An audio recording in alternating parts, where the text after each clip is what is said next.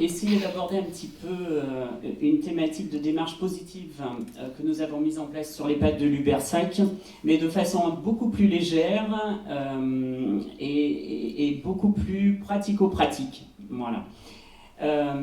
Donc, suite à l'évaluation interne de l'EHPAD de Lubersac en 2019, nous avons mis en place des fiches actions. Dans ces fiches actions, nous avons bien sûr, de par les recommandations des autorités et pour les institutions, l'obligation de former les agents à la bientraitance.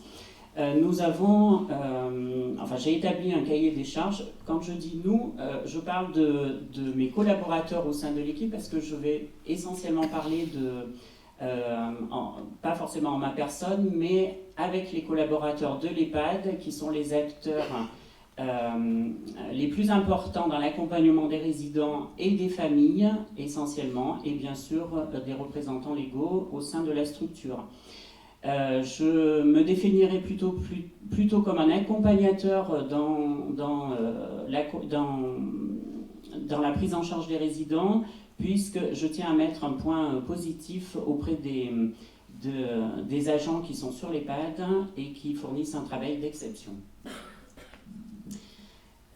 Dans un premier temps, donc, le comité éthique de l'EPDA du Glandier nous a sollicité pour présenter notre démarche réflexive que nous avons entamée depuis 1 an et demi sur l'EHPAD de Lubersac,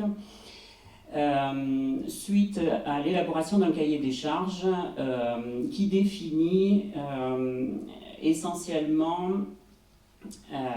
des objectifs très définis. Et nous avons sollicité des organismes de formation avec des objectifs à atteindre très spécifiques pour l'EHPAD. Dans ce cahier des charges, nous avons essentiellement élaboré, donc c'était en fait un petit peu ma gouverne personnelle, d'améliorer la posture réflexive des soignants dans la prise en charge des résidents de l'EHPAD et dans l'accompagnement des familles au sein de la structure. Qu'appelle-t-on démarche réflexive des soignants? Ça veut dire être en capacité d'être bien traitant, de montrer de l'empathie, de la bienveillance et également d'avoir une certaine humilité dans ce métier. Alors je vais ouvrir une petite parenthèse et accentuer sur le terme humilité. Notamment par rapport à la bientraitance institutionnelle. D'autre part, l'humilité, je pense qu'elle commence déjà dans la fonction de management, pour laquelle nous devons être... alors c'est vrai que nous avons des missions bien définies, notamment sur la sécurité de la prise en charge du résident essentiellement. Également, nous avons le devoir, et dans notre profession, le fait d'avoir une fonction un petit peu pour corriger certains axes qui peuvent être déviants. Mais également, on est là dans un service de contrôle également. Ça ne se définit pas essentiellement à cette profession. Mais je reviens sur ce terme d'humilité, car la fonction de management doit être aussi importante et notamment être à l'écoute de ses équipes et des familles et des résidents. Donc déjà, dans un premier temps, on part déjà sur cette triangulaire qui est relativement importante dans la prise en charge des résidents et pour améliorer également une prise en charge bien traitante, notamment au niveau de l'EHPAD de Lubersac. D'autre part, le deuxième point important, c'était de favoriser la cohérence au sein d'une équipe soignante pour améliorer la pertinence des soins, notamment la qualité, comme je vous ai déjà dit, la sécurité et les missions de service rendues à une population spécifique. Donc nous avons débuté ce processus depuis 1 an et demi, où nous avons mis par an 2 sessions de formation sur la démarche réflexive. Alors j'ai assisté déjà à la première formation pour constater un petit peu les attendus en lien avec le cahier des charges et puis pour être en partenariat avec la formatrice. Formatrice qui est très très impliquée, qui nous a aidés dans l'élaboration justement de la charte de bientraitance sur l'EHPAD de Lubersac, pour laquelle nous n'avons pas encore diffusé, puisque l'ensemble des agents n'a pas encore été formé. La durée de cette formation va s'étaler sur 2 ans et demi, je pense, avec une continuité par la suite, avec d'autres programmations de formation auxquelles le cahier des charges répondra, notamment en faisant participer les familles des résidents.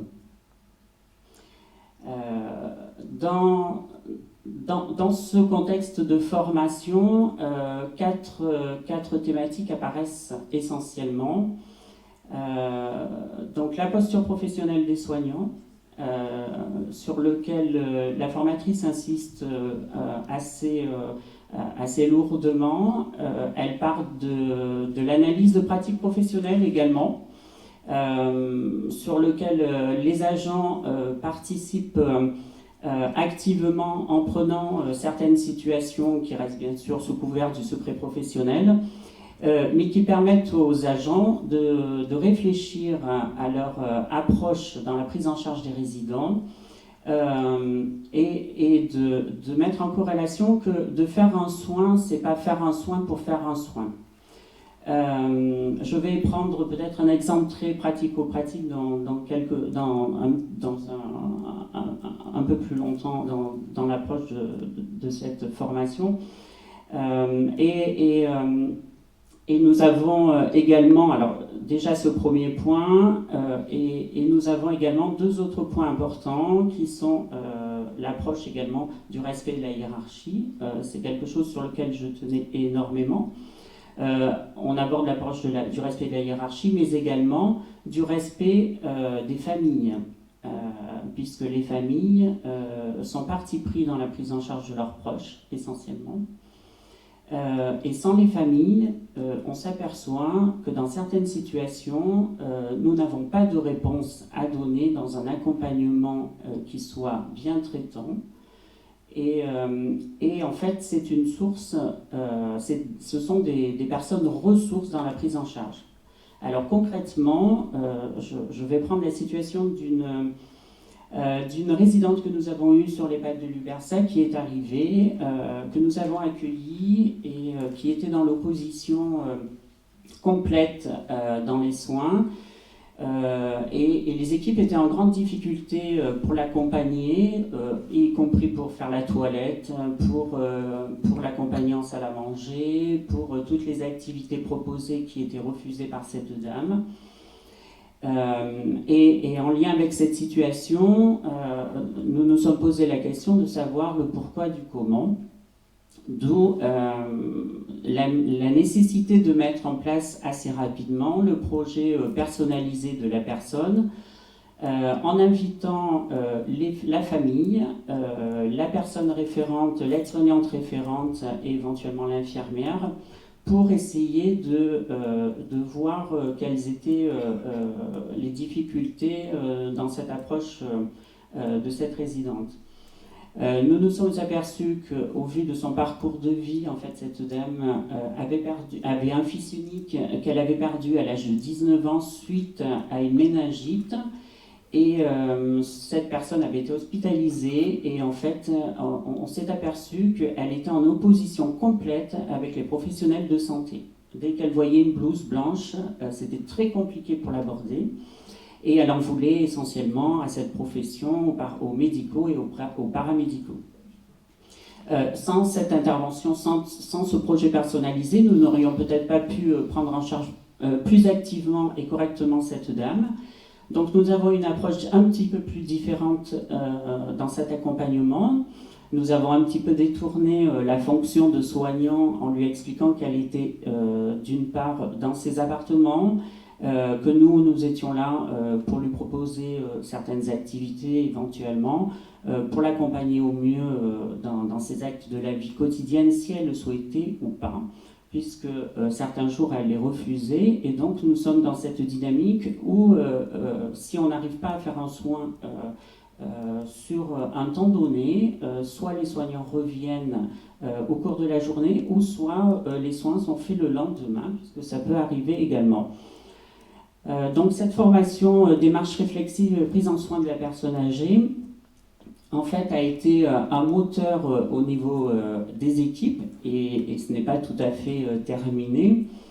Et donc, du reste, la formatrice nous a aidé à élaborer cette charte de bientraitance en nous emmenant à réfléchir essentiellement sur cette triangulaire résident, soignant, famille qui est nécessaire, et sur lequel on ne peut pas faire autrement dans des situations complexes. Ça nous a amené à réfléchir, à prendre en considération les ressources restantes du résident, puisque chaque résident, même très dépendant, a quand même des ressources sur lesquelles on peut se baser pour une meilleure prise en charge. Et du reste, on constate, enfin là je constate que cette démarche est positive dans l'accompagnement des résidents au sein de l'EHPAD.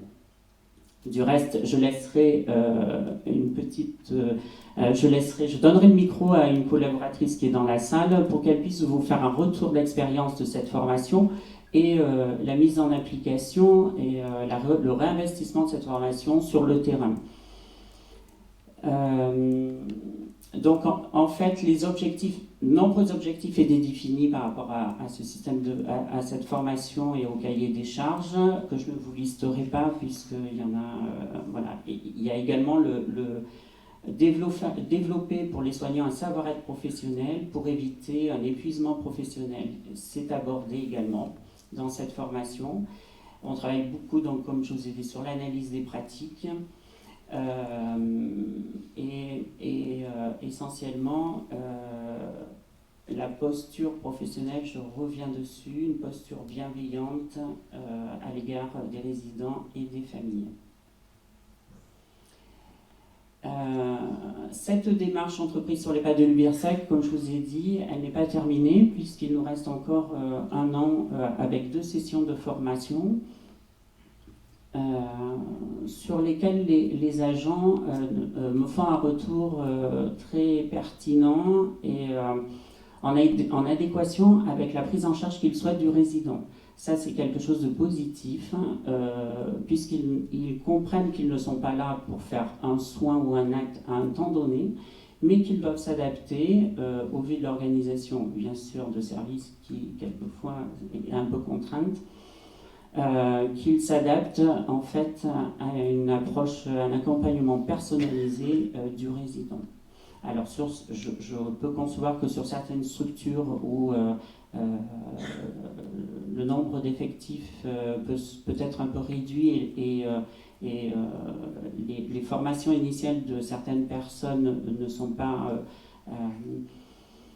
adapté peut-être à la prise en charge de certains résidents, mais nous aussi sur l'Ubersec, nous n'avons pas que des aides-soignantes diplômées.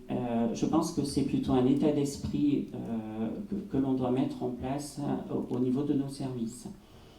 Cette démarche donc fera suite par rapport à la démarche réflexive à une autre formation établie dans un autre cahier des charges, notamment sur une formation famille aidante, famille opposante, comme je vous ai dit, puisqu'on n'a pas d'autre choix que de faire intervenir les différents acteurs,